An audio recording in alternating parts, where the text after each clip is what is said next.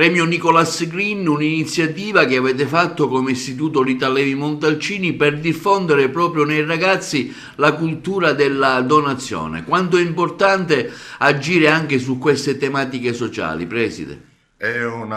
Stata una bellissima manifestazione nel ricordo del piccolo Nicolas Green, i cui genitori, dopo la morte del figlio, hanno donato gli organi. Da lì è partita questa iniziativa, supportata dalla Regione Sicilia, all'Assessorato alla Pubblica Istruzione, e la nostra scuola è stata investita dall'Ufficio Quinto Ambito Territoriale di Agrigento di organizzare e coordinare questa attività. Devo dire che è stato un concorso al quale hanno partecipato tutte le scuole della provincia di Agrigento e sono stati premiati 3 alunni per ogni settore della scuola primaria, della scuola secondaria di primo grado e della scuola secondaria di secondo grado.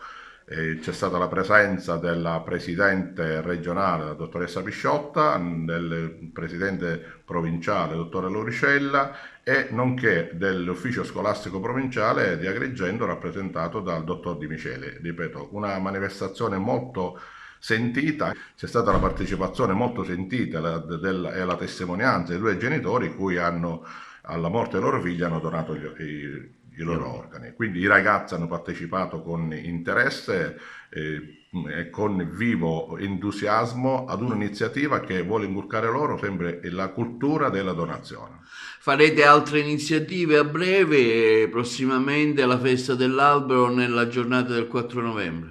Sì, sì, questa è un'altra iniziativa che faremo il giorno 4 novembre in occasione della giornata in ricordo dell'albero Falcone, che verrà piantumato all'interno del plesso centrale offerto dalla Compagnia dei Carabinieri, e vuole essere anche questo un momento di crescita sociale e culturale per i nostri giovani, sia perché vogliono portare rispetto a quelle che sono le istituzioni, qual è quella l'Arma dei Carabinieri, e soprattutto, diciamo, nel ricordo perenne della vita condotta da Giovanni Falcone.